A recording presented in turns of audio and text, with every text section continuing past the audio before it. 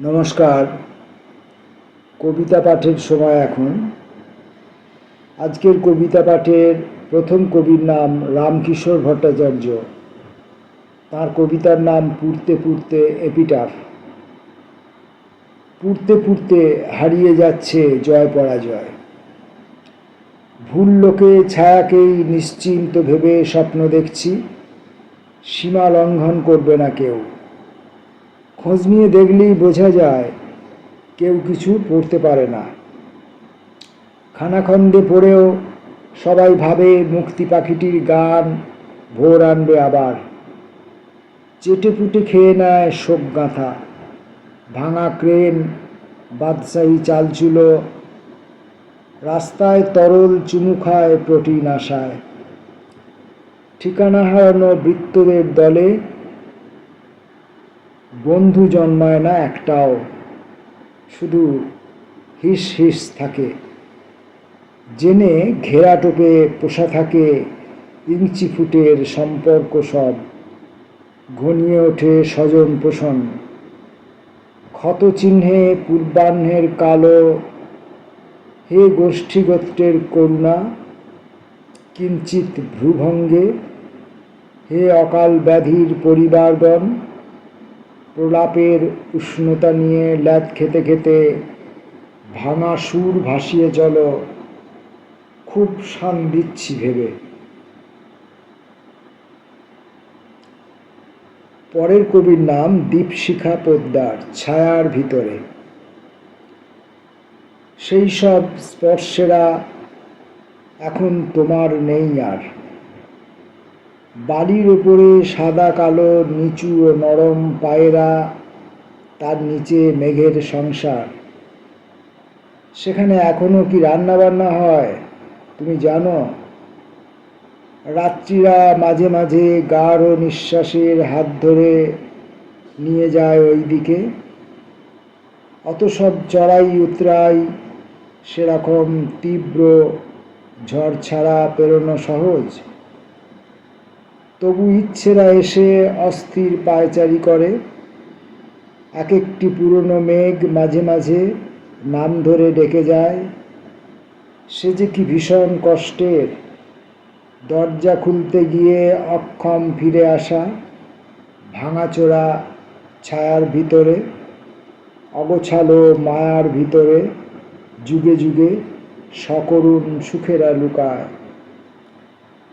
শেষ রাতে মুখোমুখি বসে গল্প করে হাসি আর নিঝুম বিষাদ। মন্দাকান্তা সেন, শূন্যতা। একটা অস্তিত্ব ছিল শূন্যতার মতো। শূন্যতার এত ভার জানাই ছিল না। ওহে প্রেম, শূন্যতা কি বিরহ অন্তত, অথবা অলীক স্বপ্ন, নিছক কল্পনা? শূন্যতার ভার বইতে এমন খাটুনি, আশরীর অশ্রু ঝরে, আশরীর শ্বেত। ওহে প্রেম, শূন্যতার আর্তনাদ শুনি, সেই অস্তিত্বের মধ্যে প্রবেশ নিষেধ। সুতরাং শূন্যতার এমন দিনকালে বাইরেই অপেক্ষা করি, কাঠফাটা রোদ। ওহে প্রেম, চোখে চোখ রেখে যে তাকালে শূন্য দৃষ্টিতেই রাখি শূন্যতার বোধ। এই শূন্যতার ভাষা কবিতার বই, অন্ধকারে শব্দ খুঁজে লিখতে পারবই।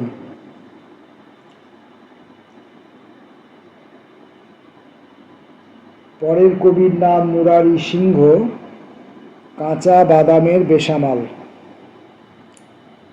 কাঁচা বাদামের বেসামাল থেকে কুড়িয়ে নিচ্ছি আনন্দ, চালতা বাগানের পদাবলী থেকে কুড়িয়ে নিচ্ছি ব্রজ ভাষা। কাকরোলের ছিটমহলে আমি তো কুড়োতে কুড়োতেই পথ হাঁটি আর পাবলিক টয়লেটের দেয়ালে লিখে দিই ভরা যৌবনের কিচুমিচু। কেউ কি তা পড়ে দেখে? কেউ কি তার মধ্যে 7 দিন দাড়ি না কামানো মহাকবির সন্ধান পায়? জেল হাজতের বাসি রুটির মতো কোন পরীক্ষায় পাশ করা আমার ধাতে সয় না। কুয়াশায় ভরে যায় ভৈরব থান, আমি উত্থান একাদশীর দিনে পোকায় কাটা রক্ত গাধার মাঝের আঙুলে আংটি পরাই।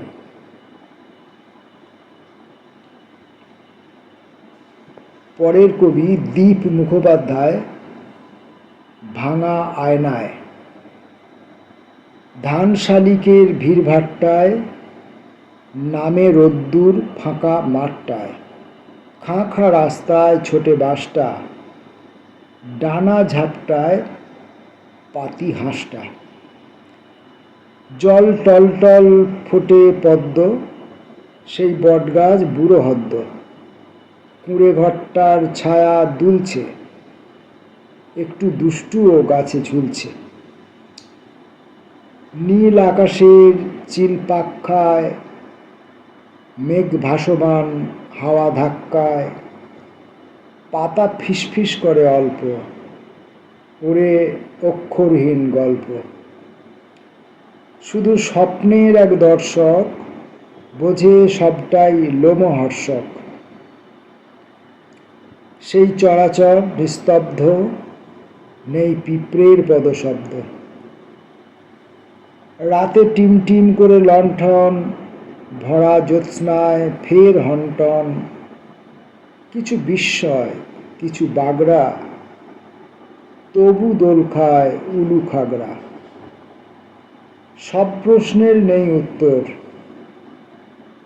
মনে ভুলভাল, তাই ধুত্তর। কত আবদার থাকে বায়নায়, চোখ ছলছল ভাঙা আয়নায়।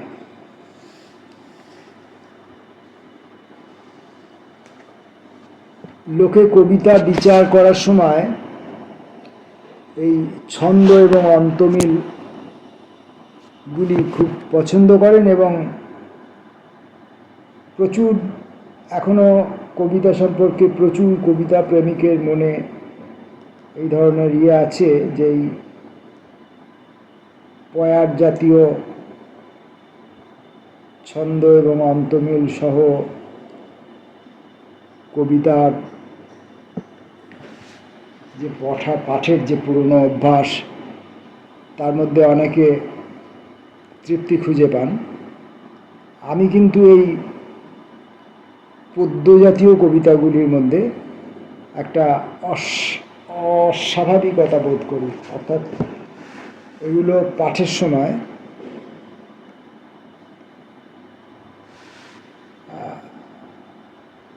কি বলবো, স্পর্ধা মাপ করবেন, এগুলোর মধ্যে আমি একটু গভীরতা ঘাটতি দেখি এবং স্বাধীনতারও অভাব বোধ করি। যাই হোক, এর বেশি কিছু বলছি না। প্রমিত জানার কবিতা পড়ব। প্রমিত জানার প্রথম কবিতাটির নাম সার্কাসের দিনগুলি। বাঘের খাঁচার পাশে রাত্রি তার ডানা খুলে রাখে, ঘুমে ঢলে পড়ে পরী ও বিদূষক। জিরাফ দীর্ঘগ্রীবা হারানো স্পর্ধার মতো গুটিয়ে নিয়েছে। ক্ষুদ্রতম গর্তটিতে অজগর নিজেকে রেখেছে গুঁজে, শীত ঘুমে আচ্ছন্ন ক্ষুধাহীন কুহকের ঘোরে। নৈঃশব্দ ও দৃষ্টিচুম্বক ক্রমশ গভীর হল। সুরঙ্গ সফর, বাঁশির সকল ডাক অবতলে সরে আসে, খসে পড়ে নক্ষত্রের দ্বারা। ট্রাপিজের মেয়ে, তোমার দু চোখে নীল পাণ্ডুরতা দেখি। মৃত্যুপথযাত্রীটির গায়ে ঢাকা যেন কোনো মলিন চাদর। খাঁচার প্রাণীরা মাঝরাতে জেগে ওঠে, দূর থেকে ভেসে আসে আদিমতা, অরণ্যের গন্ধ অবশেষ। হে অলিক, রাতের সার্কাস, দড়ি নেই, জালেরা অদৃশ্য, তবু কারা যেন আকাশে আকাশে উড়ে যায়। রিংমাস্টারের চাবুক আরও একবার অবাধ্যতার বিপন্ন শরীরে সপাটে আছড়ে পড়ে। অলিক আঁকড়ে ধরে, বিদূষক বুকে ও প্রশ্বাসে নিরেট না চেপে বসে যাতে। খাঁচা ও হৃদয় থেকে কিছু মৃত মণিয়ারা দূরে উড়ে গেলে মাথার ভিতর মেঘ কবেকার ডেকে ওঠে ফের। প্রমিত জানার আরেকটি কবিতা, কোথায় যাচ্ছে ওরা। আমাকে মার্জনা করো নতুন বছর, ক্রমশ এই পৃথিবীতে আরও অচেনা লাগছে। কালকেই যে গলি দিয়ে হেঁটেছিলাম, আজ আর সেই গলিটিকে খুঁজে পাচ্ছি না। যে নয়াঞ্জলির দুপার দেখা যেত না, কারা যেন মাটি আর বালি দিয়ে তার অর্ধেক বুঝিয়ে দিয়েছে। গাছতলায় যেখানে বাবুয়ার চায়ের দোকান ছিল, সে জায়গাটা এখন ফাঁকা, ধুধু। আশপাশে কোথাও কেউ নেই, সব শুনশান। অগণিত বৃক্ষ হত্যার পক্ষে রায় দিয়েছে উচ্চতম আদালত। তালে তালে টুইস নাচছে উন্নয়ন ও প্রগতি। এই পৃথিবীকে আর আমি চিনতে পারছি না। কম বয়সী ছেলেমেয়েরা অভিমান করে, কোথায় চলে যাচ্ছে, কোথায় কোথায় হারিয়ে যাচ্ছে ওরা, কোন দিক শূন্যে। কয়েক মুহূর্তের এই যে আশ্চর্য জীবন, তার ওপর কিসের এত তীব্র বিরাগ ওদের। বারবার নিজেকে প্রশ্ন করেও কেন এতদিন বেঁচে আছি, আজও তার কোনো উত্তর পাইনি। বড় বেশি দিন কি বেঁচে থাকা হলো আমাদের। কাউকে কিছু না জানিয়েই চলে যাচ্ছে কম বয়সী ছেলেমেয়েরা। কোথায় যাচ্ছে ওরা। পরের কবির নাম ঋজুরেখ চক্রবর্তী। তঞ্চকতা। স্বপ্নে তুমি দেখা দিলে ঘুম ভেঙে যায় অসময়ে, শুরু হয় অস্বীকার কাল। জমানো অচল সিকি আধুলির ঠান্ডা গায়ে গায়ে ধূসর অবচেতন, কবেকার হারানো রঙের এক পোঁচ। নিকটে থাকার কালে অবজ্ঞার আস্ত অধিকারে তুমি একে ঘোর তঞ্চকতা বলেছিলে। তঞ্চকতা বিষময়, নেশার মতন তার ফিরে ফিরে আসা নিশিডাক। কত যে ভুবন ভেসে গেল এই সুন্দরের হাতছানি এড়াতে না পেরে। ছিন্ন গর্ভকেশরের মায়া জানে এই প্রচারিত লোককথা থেকে যাওয়া রক্তের ধারাবাহিক মূঢ় অপচয়। তুমি আবির্ভাব হলে, আমি তবে সর্বনাশ হই। পিছু ফেরা, স্বপন বন্দ্যোপাধ্যায়। শুধু পিছু ফেরা, শুধু পিছু হাঁটা, সেই গল্প। চোখ ভারী হয়, মন ভারী হয়, এতেই অল্প অল্প। তবু শোনা চাই, তবু দেখা চাই, যতই হোক না ঘূর্ণি। খুব ছোট নদ, বড় মাছ নেই, ভালো লাগে তবু চূর্ণি। দূরে বড় নদী, নৌকা, জাহাজ, অনেকেরই প্রিয় গঙ্গা, সেদিকে আলোক। তবুও যাবে না, মেনে নেবে এই ঝঞ্ঝা।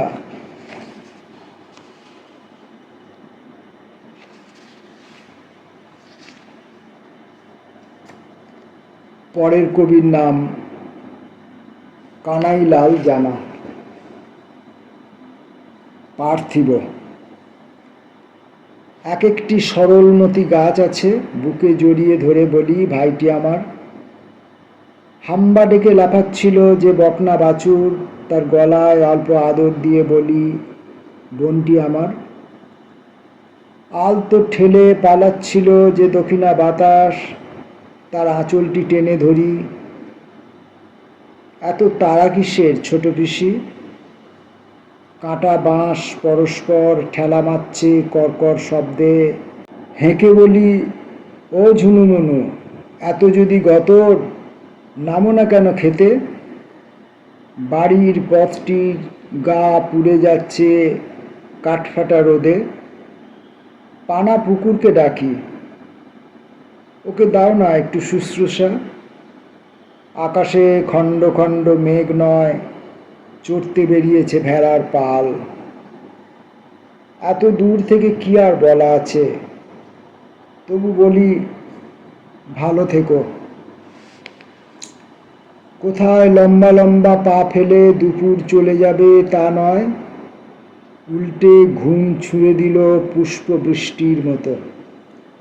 যখন জাগি আসন্ন উৎসবের কথা ভুলে, গোঁফে তা দিচ্ছে রসে বসে থাকা চরাচর। অবশেষে পরন্ত বেলায় হাই ভাঙতে ভাঙতে এলো শশা ক্ষেত। তাকে বসিয়ে দিই পাড়ার থেকে। রু রু গাইতে গাইতে আসছিল ঢেঁড়স বাগান, পাশে বসিয়ে দিই তাকেও।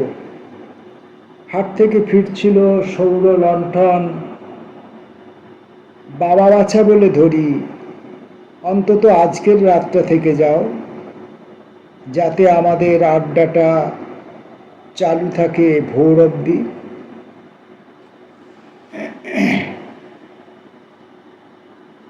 প্রণব কুমার চট্টোপাধ্যায়ের কবিতা সময় জানের ভুল। তুমি কি তখন ছিলে নিপুবিথি মূলে? সময় জানের ভুল। যে সময় বরাকর দিক ভুলে নিমতায় এসে ঘুরে গেল, বন্ধু বইয়ের রোগা কোমরের খাঁজ তীব্র দৃশ্যমান হলো। অ্যাপেলের ম্যাকবুকে কিছুক্ষণ ঘিরে থাকা সে প্রমত্ত হুল। দুঃখী মিয়া সাজে আজ আধুনিক কিবোর্ড আঙুল। শুদ্ধ সারঙের মুখরা নামানো এই বেলা 10টার চোখের জ্বলন নিয়ে পেট জুড়ে শব্দহীন পোড়া হাহাকার। মফস্বলের থেকে ধেয়ে আসা কলকাতার আল্লাহ রসুল। কবিতা দিনের দেহে, কবিতার পচা লাশ জুড়ে সে শরীরে। রতিপতি একমাত্র যখন সওয়ার হয়, সেই অক্ষরের জম্বি যেন চলাফেরা। আলটপকা বিলেতি মেঘের আকর্ষণ তীব্রতায় বন্ধু বউয়ের নাভি ভাসে যে ইথারে। ও দুঃখী কলম বলো, তুমি কি এখনো সেই দক্ষিণা পবন, যার ছায়া মারাতেও আজ দ্বিধাগ্রস্ত এই খাঁকতি জীবন?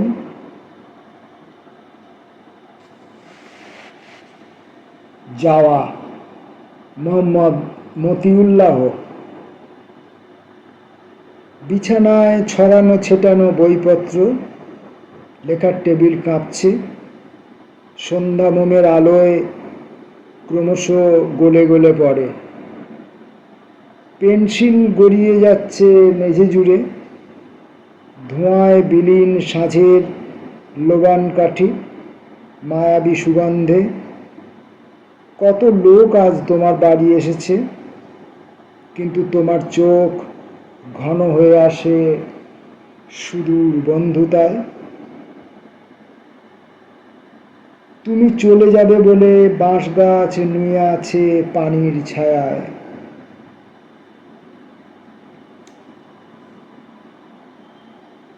এবারের কবির নাম সুদীপ্ত মাঝি, রাখাল। কচ্ছপ গজের যুদ্ধ অবিরাম, কেউ কাউকে হারাতে পারে না। তিনি মুচকি হেসেছেন। লড়ে চলে লাটু ও রাখাল। কে বেশি ঝুঁকেছে পায়ে, তর্ক চলে অবিরত মৃদু। হেসে উঠেছেন তিনি বিচার সভায়।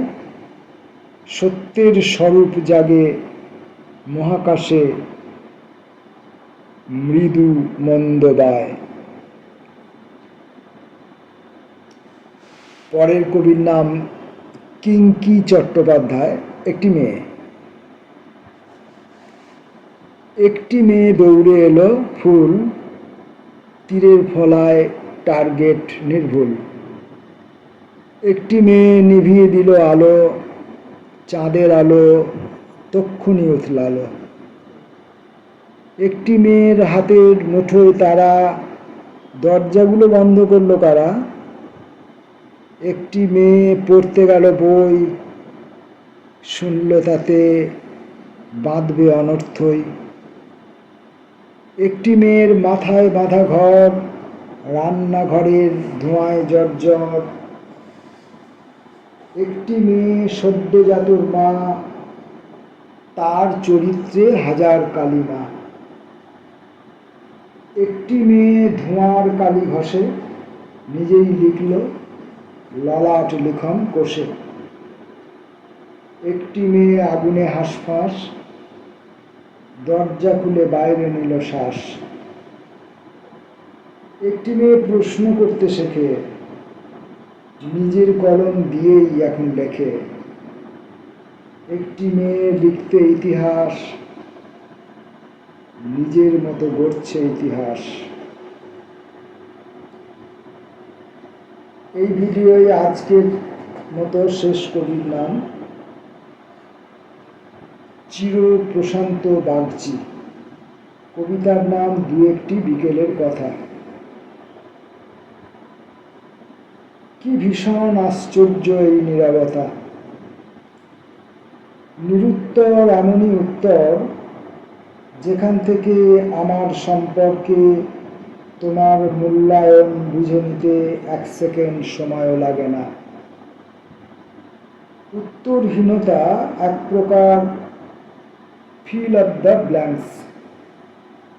এমনভাবেই সেটা রচিত যে কোনো মানুষই তার নির্বাচিত শব্দগুলি বসিয়ে নিতে পারে। ডিকশনারি নয়, এখানে মস্তিষ্কই প্রধান। এমন নয় যে SMS এ ছিল কোনো কুপ্রস্তাবের ইঙ্গিত, এমন নয় যে SMS এ ছিল কুপ্রস্তাবের ইঙ্গিত। দু একটি বিকেলের কথা, পেসমেকার ছাড়া এখন আর কি থাকতে পারে। এই ভিডিওটিতে আজকের মতো কবিতা পাঠ এখানে শেষ করছি। পরবর্তী ভিডিওয়ে আরও অনেক কবির কবিতা পড়ব। কবিতা আমি ঠিকঠাক সবসময় যথাযথভাবে পড়তে পারছি না, কিন্তু আমার কবিতা পাঠের বাসনা এবং কবিদের কবিতাগুলি আপনাদের কাছে পৌঁছে দেবার ইচ্ছে বজায় রাখার জন্যই এই কাজটি করছি। আপনারা কবিদের সম্পর্কে খোঁজখবর নিতে পারেন, তাদের কাব্যগ্রন্থ সংগ্রহ করতে পারেন এবং সেখান থেকে কবিতাগুলোকে নিজেরা নিজেদের মতো করে নির্ভুলভাবে, সুন্দরভাবে, পরিপাট্যে ভরা দক্ষতায় পড়ে নিতে পারবেন। নমস্কার।